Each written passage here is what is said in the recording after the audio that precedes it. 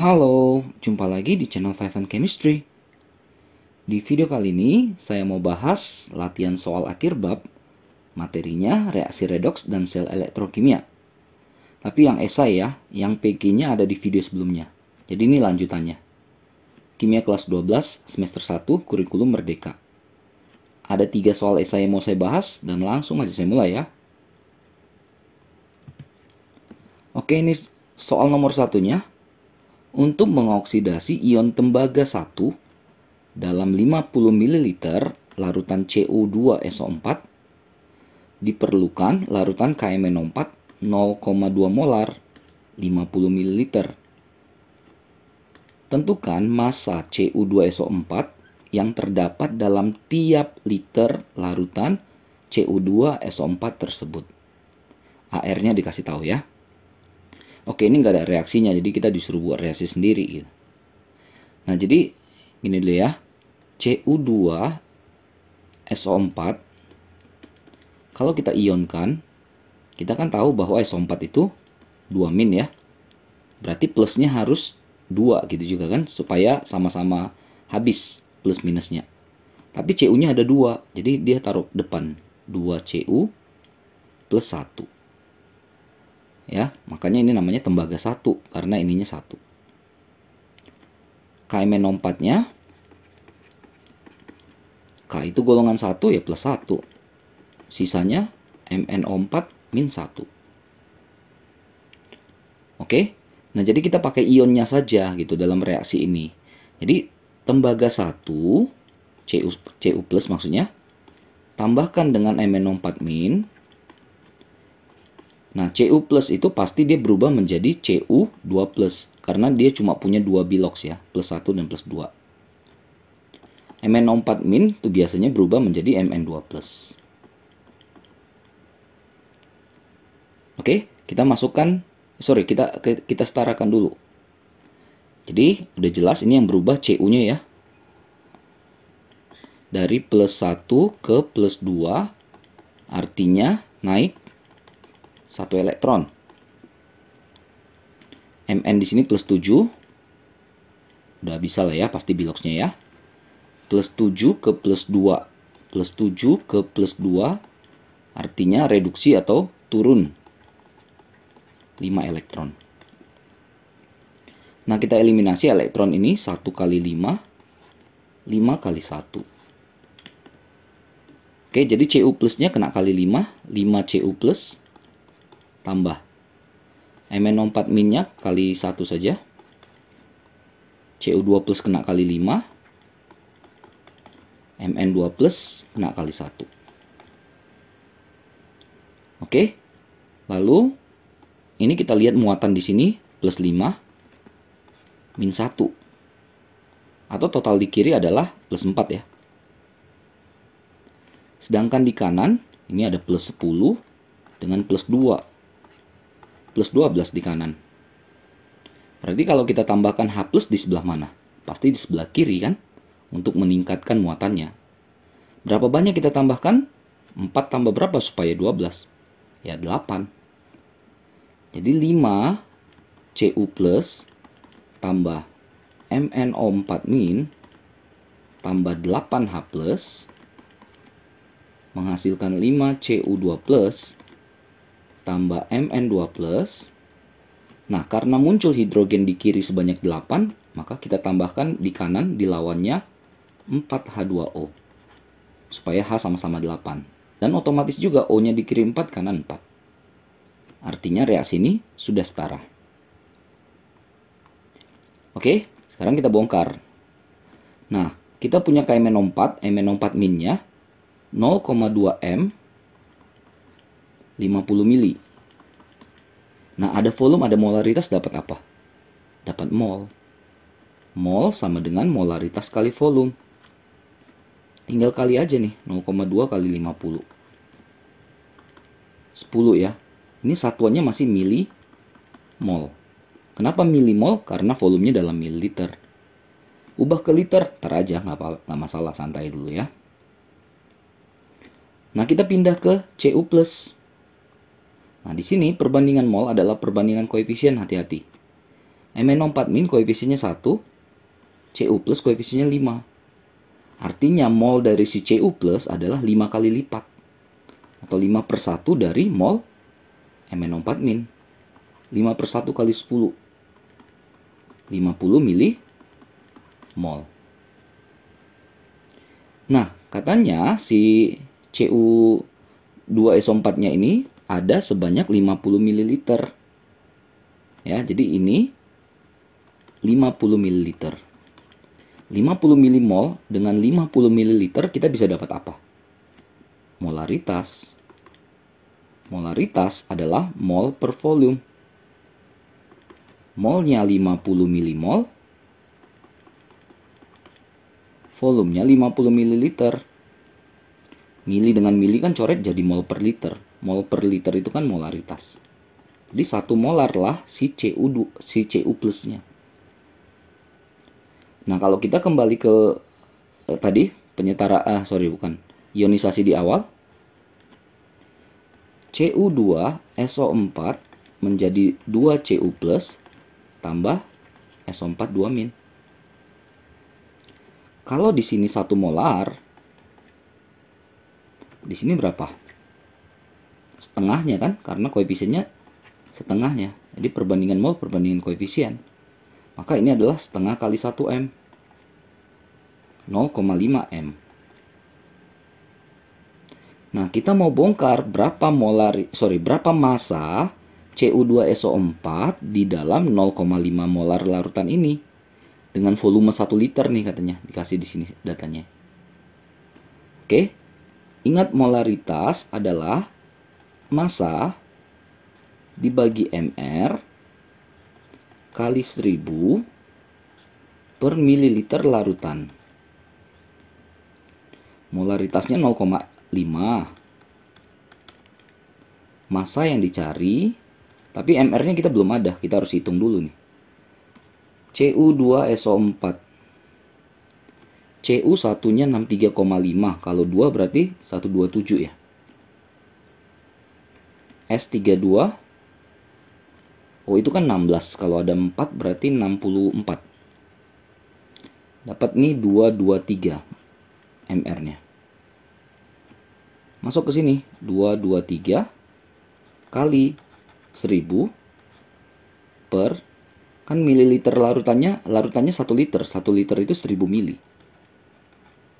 1000 per 1000-nya habis. Jadi dapatlah massa sama dengan, tinggal kali aja, kali silang, 0,5 kali 223. 111,5 gram. Inilah massa dari Cu2SO4 yang ada dalam tiap liter larutan Cu2SO4 itu. Itu ya, untuk soal nomor 1-nya, mudah-mudahan masih bisa dipahami. Nomor 2, mengapa kaleng besi yang dilapisi dengan timah lebih lambat mengalami korosi dibandingkan yang nggak dilapisi sama si timah? Ini pertanyaan 1, dia ada 2 pertanyaan di soal nomor 2 ini. Yang kedua, jelaskan juga mengapa cat mobil yang sedikit terkelupas dapat menyebabkan mobil terkorosi di bagian dalamnya. Jadi kalau teman-teman memahami terkorosi ini ribet, ingat aja, berkarat gitu lah. Terkorosi, teroksidasi, berkarat tuh samalah, sepaket lah istilahnya ya. Nah, jadi tahu ya pasti makanan kaleng atau minuman kaleng itu adalah besi, terbuat dari besi yang dilapisi sama timah. Tujuannya ada, ya, jadi nggak sembarangan kenapa timah dipilih. Nah, yang pertama, timah tergolong logam yang tahan karat jika dibandingkan dengan besi. Gitu ya. Bisa dilihat dari potensial reduksi besi lebih negatif daripada potensial reduksi timah. Ini NO-nya. Fe minus 0,44, Sn minus 0,14. Artinya di deret volta, Fe di kiri daripada si Sn di kanan. Kita kan tahu di deret volta itu yang kiri itu adalah yang gampang mengalami oksidasi. Makanya Fe gampang mengalami oksidasi. Yang Sn itu lebih cenderung mengalami reduksi. Lebih kuat terhadap oksidasi dibandingkan Fe. Gitu ya. Tapi jika lapisannya tidak utuh atau rusak atau tergores, malah si timah justru mendorong atau mempercepat korosi besi. Masuk akal ya? Jadi kalau terbuka itu kalengnya gitu atau tergores lah gitu ya, kan ada tanda kutip luka begitu, itu akan mengakibatkan nanti si SN malah mendorong si Fe untuk mengalami oksidasi. Ya, jadi khusus untuk yang lapisannya bagus. Kalau lapisannya nggak bagus, ada cacat, ada goresan, justru nanti si SN memaksa si Fe untuk si Fe untuk terkorosi. Artinya lebih gampang berkarat. Namun ternyata itu justru yang diharapkan. Kenapa? Kalau kita buang kaleng itu hancur kan, kita udah buka gitu kan, udah sobek gitu kan. Kalau kita buang itu ya di tempat sampah gitu, kena udara, kena oksigen, cahaya matahari gitu ya, kena lembab gitu. Itu akan mengakibatkan cepat hancur itu kalengnya. Ya bagus juga kan? Nah, jadi semuanya ada pertimbangan kenapa pakai ini. Gitu ya, untuk soal nomor 2 yang pertama. Kalau yang kedua, kita bahas cat. Salah satu cara untuk menghambat korosi adalah dengan pengecatan gitu. Termasuk cat mobil. Itu merupakan pelindung korosi pada badan mobil ya, bodi mobil. Kenapa? Ya karena dia dapat menghalau kontak langsung antara besi dengan oksigen atau udara dan air. Kalau catnya terkelupas, artinya kan si besinya langsung tuh kontak atau terpapar dengan lingkungan. Lingkungan di situ maksudnya udara, oksigen, air gitu ya. Terjadilah korosi. Nah, besi di bawah cat yang masih utuh itu bisa mengalami oksidasi. Kenapa? Oksigen air itu bisa masuk dari celah-celah dari cat yang terkelupas tadi. Makanya kita lihat kayaknya seolah-olah itu masih bagus tuh catnya. Ternyata dalamnya udah keropos. Ya, jadi sekecil apapun dia bisa masuk tuh si air udaranya ya. Itulah kurang lebih untuk soal nomor 2 ya. Mudah-mudahan masih bisa dipahami juga. 3, kita ngitung lagi. Asam klorida, larutan asam klorida HCl 0,2 molar dielektrolisis dengan elektrode karbon. Inert ya kalau karbon. Pada sebuah pipa U 20 menit waktunya. Ternyata di anode dihasilkan 22,4 liter gas pada keadaan STP. Yang A reaksinya, yang B kuat arus listriknya, yang C volume gas di katode. Bongkar yang A, asam klorida HCl, larutan ya. Kalau kita ionkan, H+ tambah Cl-. Di katode pakai grafit atau karbon ini ya, jadi nggak ikut dalam kompetisi gitu ya, jadi tidak mengganggu.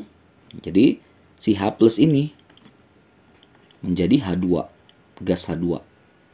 Samakan jumlahannya, tambahkan 2 elektron. Inilah reaksi di katode. Anodenya Cl-. Golongan 7 itu akan membentuk diatomik Cl2 gitu. Samakan jumlah Cl, kasih elektronnya. Beres untuk yang A-nya. Lalu kita ke B. Kuat arus listrik, ampernya ya. Nah, ini kan data yang dikasih tahu adalah data yang ada di anode. Saya tulis dulu reaksi yang di anode. Saya tulis lagi di sini ya. 2 Cl- jadi Cl2 tambah 2 elektron. Tadi kan katanya ada 22,4 liter gas pada STP di anodenya. Udah pasti gas itu adalah si Cl2 ini. 22,4 liter. Nah, jadi 22,4 liter pada keadaan STP ini berapa mol? Ya 1 mol. Kenapa 1? Ya kita tinggal bagi dengan 22,4 liter per mol. Jadi 1 mol lah ini si 22,4 liter ini. Lalu gimana cari kuat arus dari sini? Kita pindah ke elektron. Ya. Mol elektron bandingkan dengan mol Cl2 sebanding dengan koefisiennya ya. Jadi mol elektron adalah 2 kali lipat dari mol Cl2. Karena koefisien elektron 2 kali lipat dari koefisien Cl2. Perbandingan mol adalah perbandingan koefisien. Maka N dari si elektron, mol elektron, adalah 2/1 dari mol si Cl2. 2/1 kali 1 mol. 2 mol. Nah, ingat lagi, mol elektron sama dengan I kali T. Nah, ini muncul nih, I arus ya. Per 96500 Faraday-nya kan. Mol elektronnya 2, I-nya dicari, T-nya dalam detik. Tapi kan di sini dalam menit. 20 menit ya berarti 20 kali 60. Karena 1 menit 60 detik. Bagi 96.500. Langsung aja ya, ini dapat I-nya 160,83 ampere. Selesai yang B. Terakhir yang C. Hitung volume gas yang dihasilkan di katode. Udah ketebak lah, pasti gasnya H2. 2H plus tambah 2 elektron menghasilkan H2. Tadi di bagian B kita udah dapat mol elektron. Ya, di anodenya udah dapat mol elektron 2 mol. Ya sama aja, elektron di anode di katode sama aja. Maka ini juga 2 mol. Kalau elektron 2 mol, maka ini kan yang tanya gasnya ya, H2. Perbandingan koefisien lagi. 1/2 dari 2. 1 mol. Dapat molnya, yang ditanya volume. Ya tinggal V sama dengan mol kali 22,4 liter per mol. 1 kali 22,4 ya 22,4 liter. Inilah volume gas hidrogen yang dihasilkan pada keadaan STP di katodenya. Oke, selesai ya. Cuma 3 soal. Mudah-mudahan bisa dimengerti, bisa dipahami. Mudah-mudahan bisa membantu buat kalian terutama belajar materi ini. Mohon maaf kalau ada kesalahan kekurangan, cuma niat bantu saja ya. Jangan lupa cek terus update terus video-video terbaru lainnya di channel 5 Chemistry ini. Sampai jumpa dan bye-bye.